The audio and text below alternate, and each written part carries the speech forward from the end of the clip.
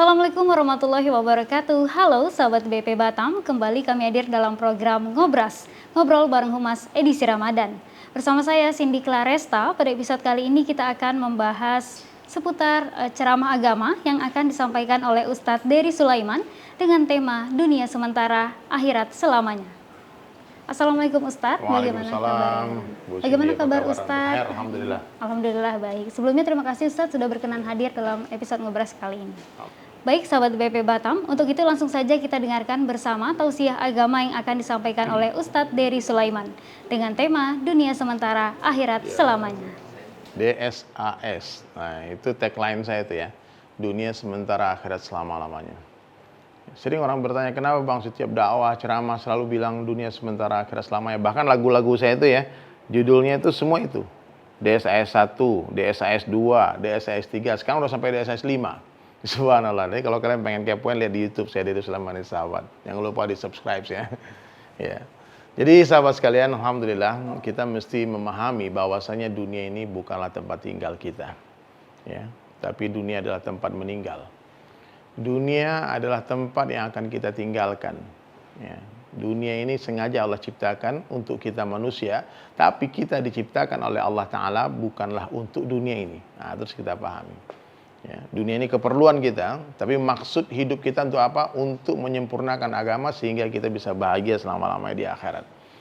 Nah, jadi sahabat sekalian dirahmati Allah Ta'ala, kekayaan di dunia bukanlah sebuah kemuliaan, kemiskinan di dunia bukanlah sebuah kehinaan. Ya.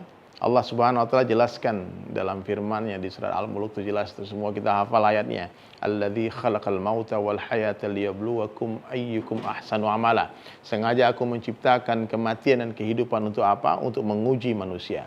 Maknanya seluruh suasana keadaan yang Allah hantar di dunia ini ujian. Ya. Jadi orang yang merasa mulia dengan pangkat yang tinggi, merasa mulia dengan kekayaan, merasa mulia dengan popularitas, itu tanda orang yang rusak imannya. Ya. Kemuliaan di mana Allah letakkan hanya dalam ketakwaan.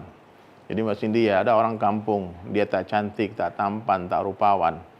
Dia penyakitan, dia bicara tak ada orang dengarkan dia. Dia pinang anak orang tak ada yang mengambil dia jadi menantu. Dia bagi usulan tak ada yang terima usulnya dia. Dia mungkin terhina dalam pandangan manusia, tapi seandainya di hati orang yang semacam ini ada Allah, ada ketakwaan, kita harus meyakini orang semacam ini lebih mulia daripada seluruh orang kaya, dari seluruh raja-raja, presiden, gubernur, wali kota yang ada di seluruh dunia ini. Ya. Jadi kemuliaan hanya dalam ketakwaan. Siapa yang bertakwa dia mulia, siapa yang tidak bertakwa dia hina. Nah, jadi usaha yang harus kita lakukan di dunia ini apa? Usaha untuk meningkatkan ketakwaan. Bapak-bapak tentu tahu setiap hari Jumat, khatib Jumat wajib mengingatkan supaya kita meningkatkan ketakwaan kepada Allah Subhanahu wa taala. Apa itu takwa? Rasa takut kepada Allah. Dan satu orang tidak akan mungkin takut kepada Allah sebelum dia mengenal Allah. Makanya kita semua yang menonton tayangan ini ya, Ngobras ini, kita harus banyak-banyak bicara tentang kebesaran Allah. Sibukkan diri kita dengan Allah. Orang yang sibuk dengan Allah maka dia akan mengenal sifat-sifat Allah. Hari-hari bicara kebesaran Allah, dengar kebesaran Allah, melihat kebesaran Allah, memikirkan kebesaran Allah. Ya, baru kebesaran Allah masuk ke hati kita. Tapi ada orang yang hari-hari bicara dunia, fikir dunia, dengar dunia, lihat dunia, rencana dunia. Dunia, bangun tidur fikir dunia, pagi hari kerja dunia, siang hari rencana dunia, sore hari kerja dunia lagi, malam hari rencana dunia lagi, tidurnya mimpinya dunia, tahu-tahu meninggal dunia. Apa yang dia pikirkan? Dunia, dunia, dunia. Nah, jadi hati manusia ini seperti sebuah telaga yang memiliki 4 saluran. Apa salurannya? Yang pertama, lisan, pendengaran, penglihatan, pikiran. Apa yang dibicarakan, apa yang didengar, apa yang dilihat, apa yang dipikirkan manusia masuk hatinya. Nah, jadi orang yang di hatinya ada kebesaran Allah, di hatinya ada kebesaran Allah, kita mudah mengenali mereka dari mana? Dari cara dia menulis, dari cara dia berbicara, dari cara kehidupan dia. Karena orang yang ada Allah di hatinya, dia tak mungkin melupakan Allah, tidak mungkin tidak melibatkan Allah dalam setiap aktivitasnya. Ya. Maksudnya bagaimana? Setiap dia bicara, dia ingat Allah. Kalau dia puji seseorang, dia katakan Masya Allah. Kalau dia berjanji, dia akan katakan Insya Allah. Dia akan memulai seluruh aktivitasnya dengan Bismillah. Mengakhiri dengan Alhamdulillah. Nah, jadi mudah kita mengenali. Kalau orang-orang yang tidak mengenal Allah, dia mudahnya mengatakan kita hidup. Tapi orang yang mengenal Allah, dia akan katakan kita tidak hidup, tapi dihidupkan oleh Allah. Ya, hari ini kita tidak berjumpa, namun dijumpakan oleh Allah. Sebentar lagi kita tidak berpisah, namun kita akan dipisahkan oleh Allah. Jadi melibatkan Allah, ya. Kalau panas katakan Allah yang kasih panas, kalau dingin katakan Allah yang kasih dingin. Jadi mudah untuk mengetahui siapa yang beriman, siapa yang tidak. Ketika orang beriman sakit, bukan aduh yang dia ucapkan, tapi apa? Allah, astagfirullah, istighfar. Nah, jadi bisa dipahami ya. Jadi perkara yang paling penting dalam kehidupan manusia adalah perkara iman, perkara mengenal Allah. Siapa saja yang mengenal Allah, dia pasti akan mencintai Allah. Siapa saja yang mencintai Allah, dia pasti akan takut kepada Allah. Takut kepada Allah ini berbeda dengan takut kepada makhluk. Orang kalau takut sama makhluk, dia lari menjauh, dia sembunyi. Tapi orang yang takut kepada Allah, dia akan lari mendekat, merapat kepada Allah. Kalau orang sudah takut kepada Allah, barulah dia taat kepada Allah. Dan begitu juga, Bu Cindy, orang kalau mengenal dunia, dia tak akan mungkin mencintai dunia.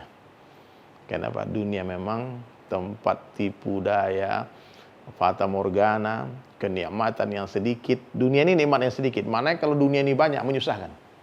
Ya, air kopi 1 gelas itu nikmat, tapi kalau 1 ember menyusahkan. Ya, nah, jadi semua di dunia ini mesti kita jalani dengan sederhana saja. Makan minum sederhana, pakaian sederhana, kendaraan sederhana.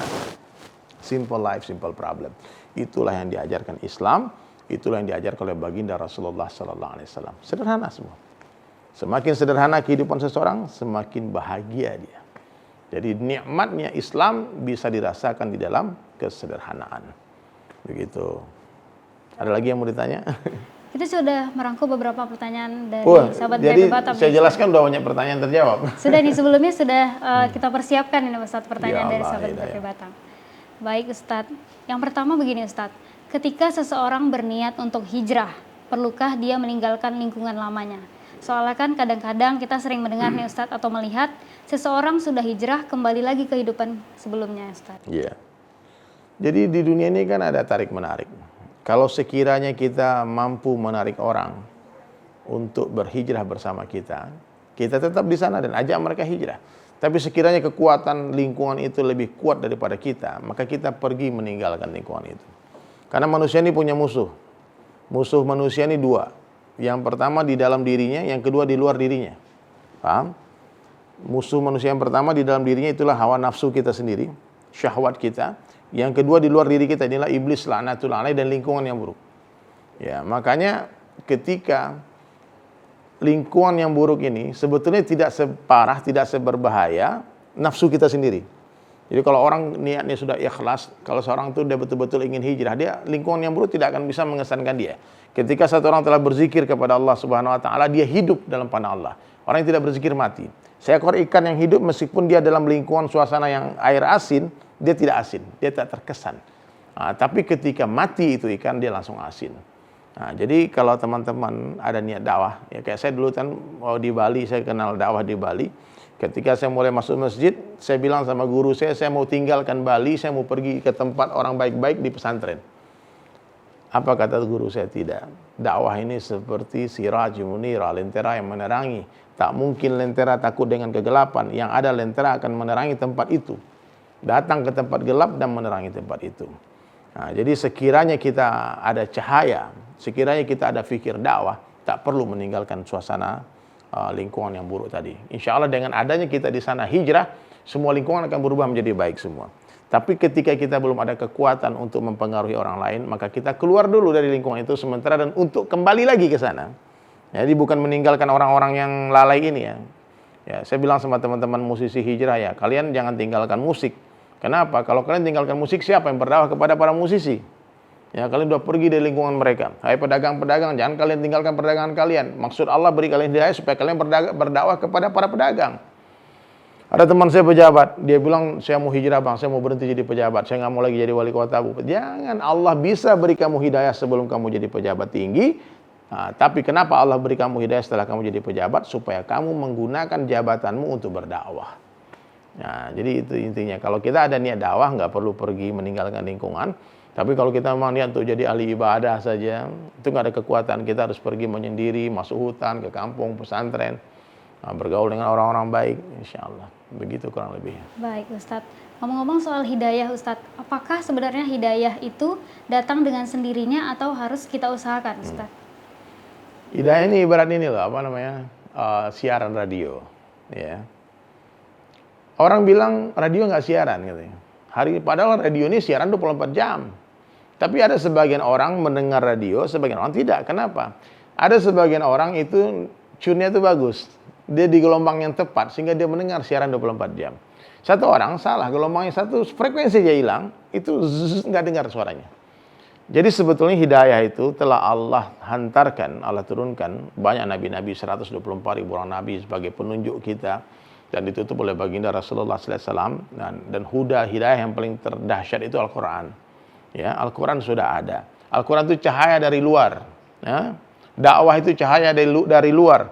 Tapi ada cahaya dari dalam diri kita. Itulah keinginan kita untuk mendapat hidayah.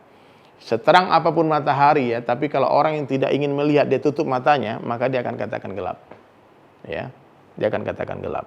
Nah, maka syarat orang untuk dapat hidayah, dia harus buka matanya, yang pertama, dan yang kedua harus ada cahaya dari luar. Al-Quran dan Sunnah, ada dakwah daripada para ulama. Begitu. Baik Ustadz, pertanyaan terakhir nih Ustadz. Kita sebagai manusia tidak tahu kapan kematian itu datang. Bagaimana kita mempersiapkan diri menjelang kematian itu Ustadz? Ya.